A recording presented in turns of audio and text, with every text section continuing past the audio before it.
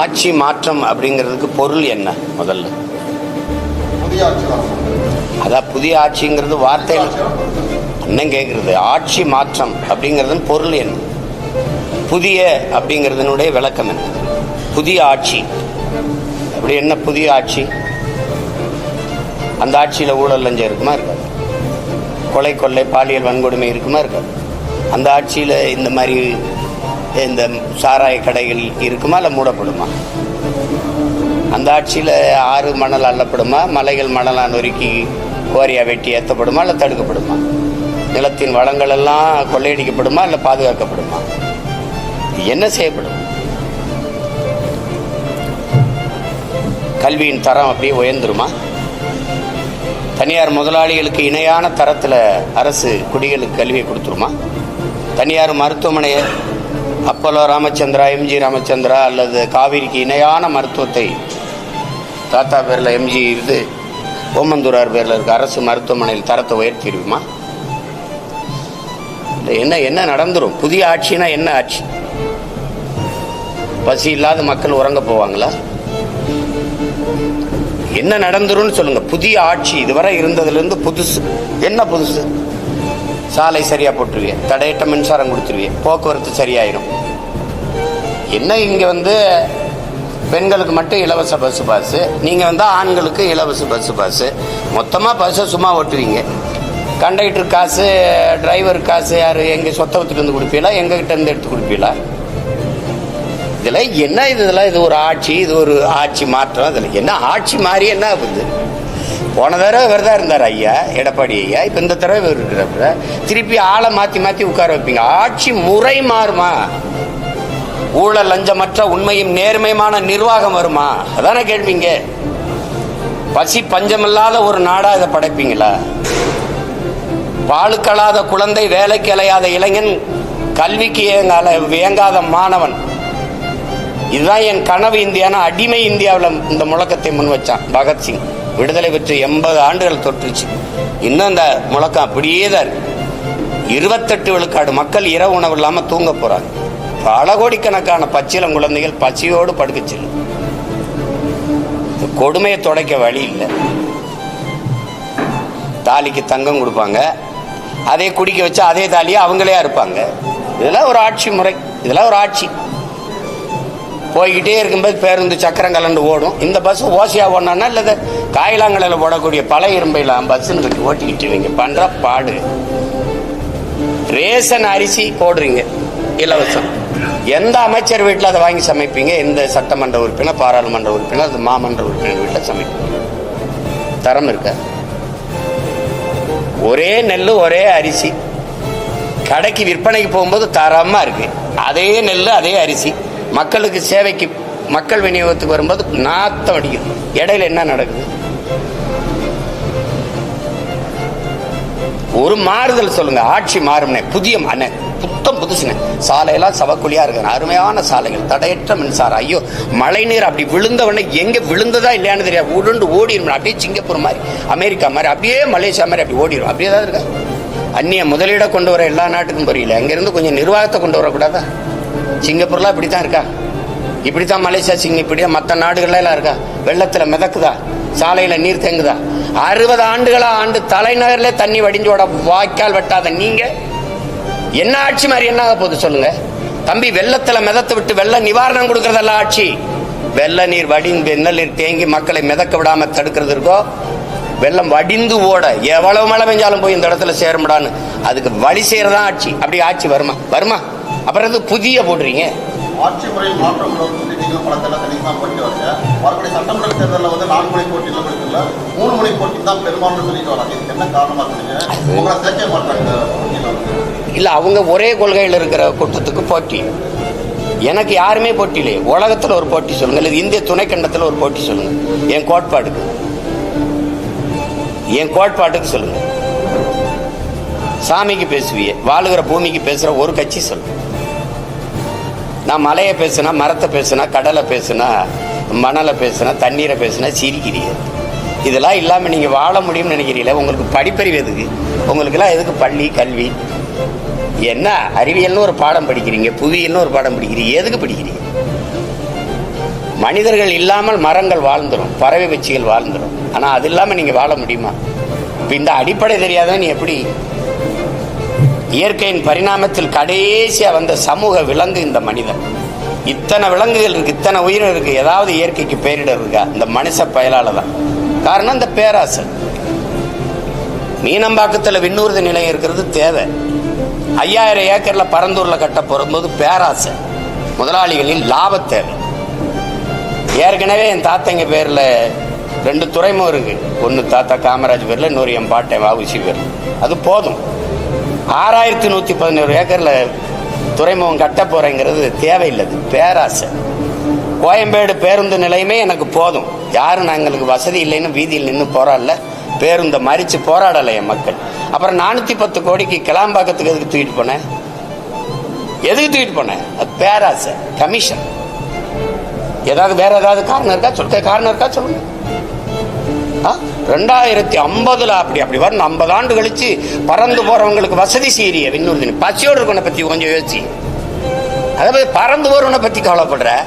8 வழிச்சாலை எதுக்கு? வேகமா சென்னைக்கு போய் என்ன பார்ப்ப? சினிமா பார்ப்ப, இல்ல சீரியல் பார்ப்ப, இல்ல சிந்திச்சதும் படைக்க போறிய? என்ன பண்ண போற? ஏதோ ஒண்ணு, மலையை வெட்டி ரோட போட்டுறணும், காடை அழிச்சு ரோட போட்டுறணும், வேகமா போகணும். வீட்டுக்கு போவியா, சுடுகாட்டுக்கு போவியா? எல்லாத்தையும் போட்டுட்டு. அதுல அவங்க தெளிவாக தான் சொல்றாங்க, எனக்கு யாரும் போட்டி இல்லை. எனக்கு போட்டி இருக்கா? என் கருத்துக்கு போட்டி இருக்கா? ஒருத்தர் இருமொழி கொள்கைம்பாரு, ஒருத்தருக்கு கொள்கைனாவே என்னன்னு தெரியாது. நான் ஒரே மொழி கொள்கை தமிழ், என் உயிர் மொழி கொள்கை தமிழ்னு. எம்மொழியும் கற்போம் நாங்கள் வாழ, எங்கள் மொழி தமிழில் கற்போம் எங்கள் இனம் வாழ. இந்த கோட்பாடு யாராவது சொல்லுவாங்களா? அவர்கள் திராவிடர்கள் என்கிறார்கள், நாங்கள் தமிழர்கள் என்கிறோம். அப்ப அவர்களுக்குள்ளதான் போட்டி. அவர்கள் ஊழல் லஞ்சம்ங்கிறாங்க, நாங்கள் உண்மை நேர்மைங்கிறோம். அவர்கள் வாக்குக்கு காசு கொடுக்குறாங்க, நாங்க வாக்கு விற்க கூடாதுங்கிறோம். மதிப்புமிக்க கருவி ஜனநாயகத்தில் மக்களுக்கு இருக்கிற மதிப்புமிக்க வலிமையான உரிமை வாக்குங்கிறோம், அதை விற்க கூடாதுங்கிறோம். என் மக்களை வாக்கை விற்கிற சந்தையா மாத்தினது யாரு? இந்த கட்சிகள். ஓட்டுக்கு காசு கொடுக்கிற கட்சிகளுக்குள்ள போட்டி. அப்ப அவங்க சரியா தானே சொல்றாங்க, நான் வாக்குக்கு காசு கொடுக்க மாட்டேன். அவங்க ஒரு தொகுதிக்கு 30 கோடி 15 கோடி 20 கோடின்னு செலவு பண்ணுவாங்க. நான் அந்த வட்டி காசை கூட செலவு பண்ண எங்களுக்கு வசதி இல்லை. அப்ப வேற தானே, நாங்க அந்த போட்டியில் இல்லை தானே. ஏதாவது சரிதான் அண்ணன் சொல்றது, போட்டியில் இல்லை. அவங்க எனக்கு போட்டி இல்லை, எனக்கு யாருங்க போட்டி இல்லை. தேர்தலுக்கு தேர்தல் அணி மாறி கட்சி மாறி தேர்தலை எதிர்கொள்றாங்க. அப்ப மக்களை முட்டாளா நினைக்கிறாங்கிறது என்ன கேள்வி? என்ன நினைக்கிறாங்க தான். மக்களுக்குள்ள அந்த ஒரு அறச்சீற்றம் இல்லை. அது ஐயா சகாயம் ஏதாவது அடிக்கடி கொடுப்போம், அறச்சீற்றம் இல்லை. ஒரு சினந்து எழுதுறாங்க, அது கொஞ்ச நேரம் இருக்குது. அப்ப அந்த தேர்தல் நேரத்தில் அப்படி தனியுது, அது தனிஞ்சிருது, ஒரு சின்ன சமரசம் ஆயிடுது, சகிப்புத்தன்மை வந்துருது. அவங்களுக்கு தெரியாத அந்த தொடர் சகிப்புத்தன்மை தான் அடிமை பிறக்கிறான்னு தெரியல. அடிமை உணர்வு எங்க பிறக்குது? அநீதியை கண்டு அச்சம் கொள்ளாமல் துணிந்து எதிர்ப்பவன் எவனோ அவனே உண்மையான ஜிகாத்துங்கிறாங்க, புனிதமான போராளிங்கிறாங்க நபிகள். ஆனா இங்க அப்படி இல்லையே. அநீதியை கண்டு அச்சம் கொண்டு எதிர்த்து நிற்க துணிவில்லாமல் சமரசம், சகித்துக் கொள்ளுகிறாங்க. அது தொடர்ச்சியா சகித்துக் கொள்ளும் போது அடிமை மனநிலை வந்துருது. அதாங்க நடக்குது. என் மக்களுக்கு ஒண்ணு இருக்கு, என் அன்பு உடன் பிறந்தார்களே, என் பேரன்பு மிக்க பெற்றோர்களே, என் மக்கள்கிட்ட ஒண்ணு இருக்கு. அடர்த்தியான வறுமை இருக்கு, ஏழ்மை இருக்கு. அது ஒரு குழந்தையை பெறுது, அது அறியாமைன்னு ஒரு குழந்தையை பெறுது. இந்த அறியாமையும் இந்த வறுமையும் சேர்ந்து ஒரு பிள்ளையை பெறுது, அதுக்கு பேர் மறதின்னு பேரு. இந்த மூணும் சேர்ந்து இந்த அரசியல் தலைமைகளுக்கு முதலீடா மாறிடுது. நேத்து இங்க இருந்த இவனை திட்டி பேசுன, இன்னைக்கு மானம் கட்டு போய் இங்க இருக்க, அப்புறம் இவனை திட்டி பேசுற, என்னதான்டா அவன் கொள்கை கோட்பாடு அப்படின்னு இல்லையே. இந்த மாறி மாறி போறவங்களுக்கு ஒரே கோட்பாடு தானே, சீட்டு அதிகமா இருக்கணும், நோட்டு அதிகமா இருக்கணும், அங்க போவோம்ங்கிறது ஒரு கொள்கை.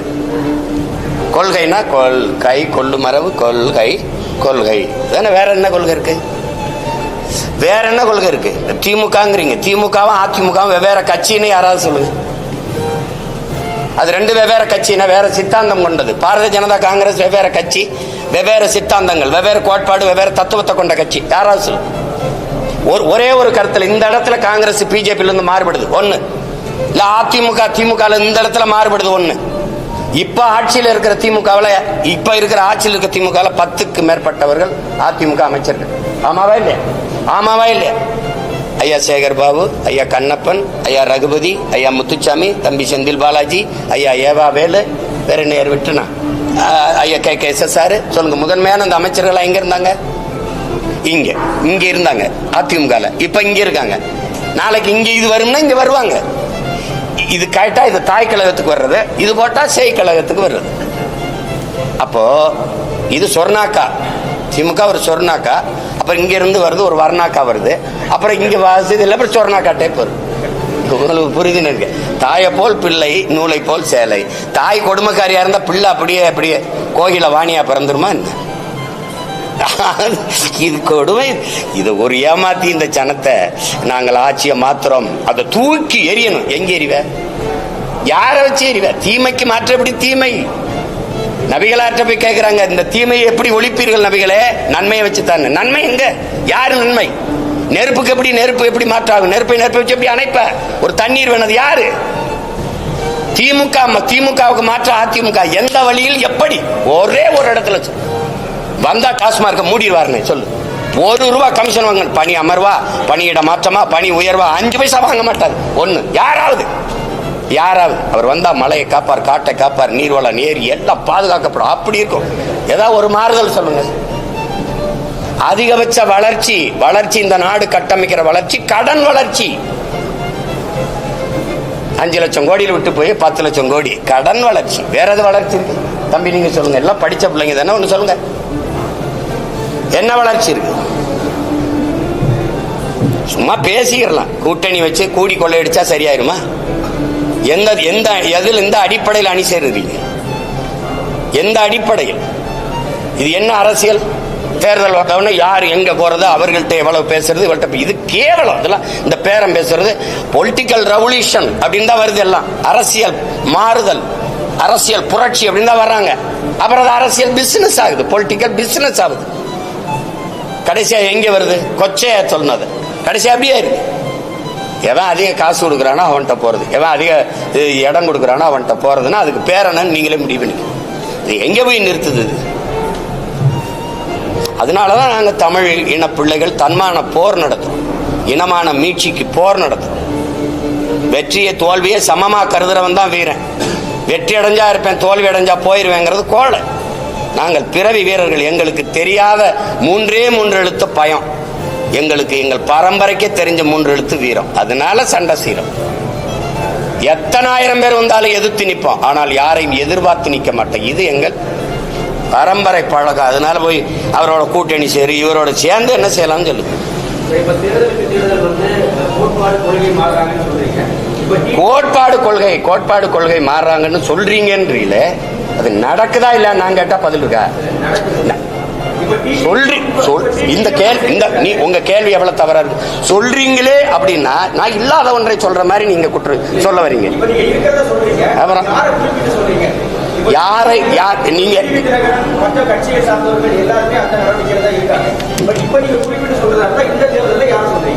இந்த தேர்தலில் யார் மாறி போறாங்களோ அதை சொல்லுங்க. நீங்க நான் என்ன கேட்கிறேன், ஒரு கட்சியோட போய் கூட்டு சேர்ந்து தேர்தலை சந்திக்கணும்னா அந்த கட்சியோட நின்னா தான் வெல்ல முடியும்னா தனியா கட்சி இருக்கு. ஒன்னும் பேச மாட்டேங்கிறீங்க. யாரை எதிர்த்து கட்சி ஆரம்பிச்சீங்க? எந்த நோக்கத்திற்காக கட்சி ஆரம்பிச்சீங்க? எந்த லட்சியத்திற்காக கட்சி ஆரம்பிச்சீங்க? இந்த கேள்விக்கு என்ன பதில் வச்சிருக்கீங்க?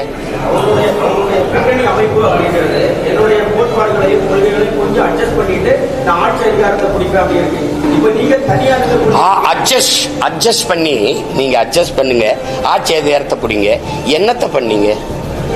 அட்ஜஸ்ட் பண்ணி ஆட்சி அதிகாரத்தை பிடிச்சு மக்களுக்கு செஞ்ச ஒரே ஒரு நல்லது, ஒரு நல்லது தான் கேட்கிறேன். ஒரு நல்லது. கூட்டணி போயிட்டிய மாறி இங்க போனீங்க 5 வருஷம் இருந்தீங்க, இங்க போனீங்க 5 வருஷம் இருந்தீங்க, இங்க 5 வருஷம் இருந்தீங்க. இந்த கூட்டணியிலிருந்து நாங்கள் சாதிச்சது இது ஒன்று சொல்லு.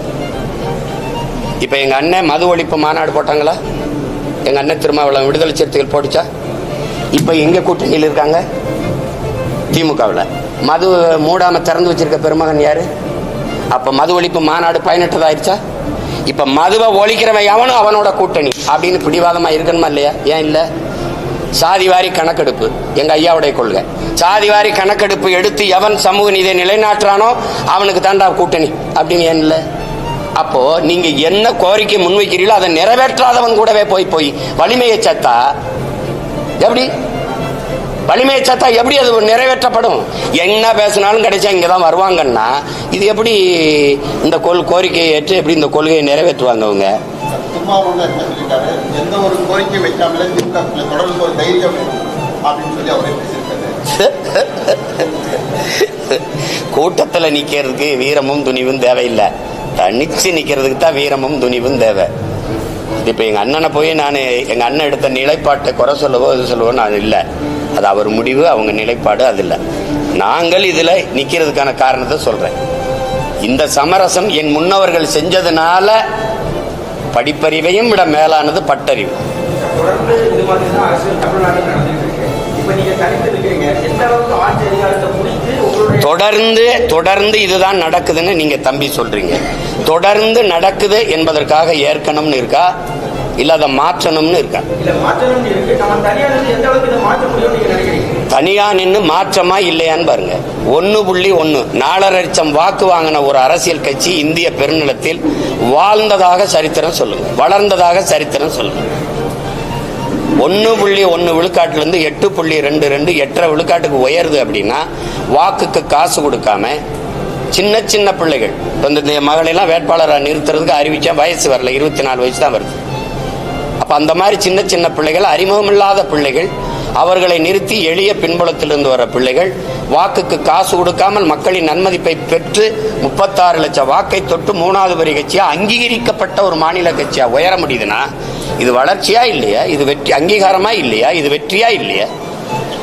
நீங்க வெறும் தேர்தல் வெற்றி தான் வெற்றினீங்கன்னா கஷ்டம்.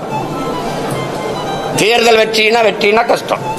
தேர்தல் அரசியல் நோக்கி தான் கட்சிகள் இருக்கு. உங்களுடைய வளர்ச்சி மிக அற்புதமானது.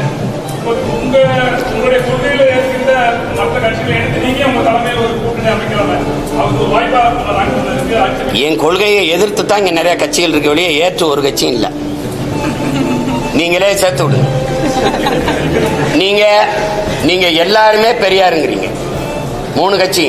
நான் எங்கள் இனத்தின் முன்னோர்கள் எல்லாருமே எங்களுக்கு பெரியாருங்கிறோம். உங்களுக்கு புரியுதா? அதே ஐயா பெரியாரே எங்க தாத்தா முத்துராமலிங்க தவிர பெரியார்னு எழுதுறாப்ல. எங்களுக்கு எங்க அண்ணன் புதுவரை எத்தனைதுறை எங்கள் தாத்தா கியாப்பை விஸ்வநாதர் தமிழ் இனத்தின் பெரியார்னு பேசுறது இருக்கு. எங்களுக்கு ஒவ்வொருத்தனும் பெரியார். அப்ப கோட்பாட்டு அளவுல நாங்க மாறுபடுறோம். இந்திய துணைக்கண்டத்தில் இந்திய பெருநிலத்தில் எந்த ஒரு இனம் தன்னை திராவிடன் என்று வரையறுத்துக் கொள்ளும். திராவிட பண்பாடு, திராவிட நாகரிகம், திராவிட கலாச்சாரம், திராவிட கட்டட கலை என்று எந்த ஒரு இனம் தன்னை வரையறுத்துக் கொள்ளும், தன்னை அடையாளப்படுத்தும். என்னை ஏன் உலகத்தின் தொல்குடியை மூத்த ஒரு பேரினத்தை, என்னை ஏன் என் அடையாளத்தை திராவிட அடையாளமா மறைக்கிறேன்? சாதிய இழிவை தொடைத்தெறிய போராடுவதை விட செத்து ஒழிவது மேலானது. தொடைத்தெறிய போராடாமல் இருப்பதை விட செத்து ஒழிவதே மேலானதுன்னார் புரட்சியாளர் அண்ணல் அம்பேத்கர். அதே தான் நாங்க நினைக்கிறேன். எங்க மேல் சுமத்தப்பட்ட திராவிட இழிவை தொடைத்தெறிய போராடாமல் இருப்பதை விட செத்து ஒழிவதே மேலானதுன்னு நினைக்கிறேன். யார் என்ன எதுக்கு நீ திராவிடங்கிற? என் மொழி தமிழ், என் இன அடையாளம் தமிழன். அதுல எதுக்கு நான் மட்டும் திராவிடனா இருக்கணும்? தமிழர் என்றால் யார் யார் தமிழர்னு கேட்குறீங்க. சரி, திராவிடர் என்றால் யார் யார் திராவிடர்னா பதில் சொல்லுங்க. நான் யார் யார் தமிழர்னு சொல்லுங்க.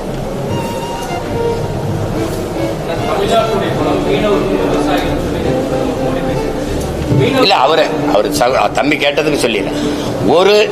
ஒரு கத்தரிக்காயை நீங்க விளைய வைக்கணும்னா அதுக்கு எவ்வளவு காலம் கொடுக்குறீங்க?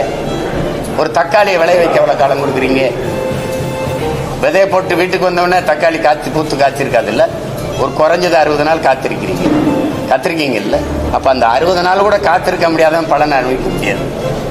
அப்ப நீங்க ஒரு மாறுதலை விரும்புகிறவன் கொஞ்சம் காலங்களை இதுக்கு விலை கொடுத்து தான் தீரணும். ஏற்கனவே கட்டமைக்கப்பட்ட ஒரு கோட்பாட்டை தகர்த்து புதிய ஒரு கோட்பாட்டை உருவாக்க நினைக்கிறவன் கொஞ்சம் விலை கொடுக்கணும்.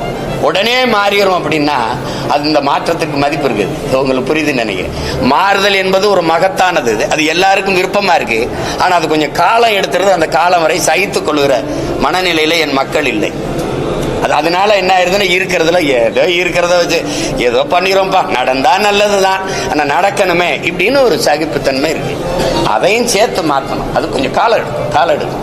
நான் இல்லைன்னா என்ன என் மக வெல்றா, நான் வெல்லலைன்னா என்ன என் மக வெண்டுட்டு போறா, என் மக வெல்லலைன்னா என்ன அவ புள்ள வெண்டுட்டு போறான். ஆனால் எங்க ஐயா சொல்வார்ல,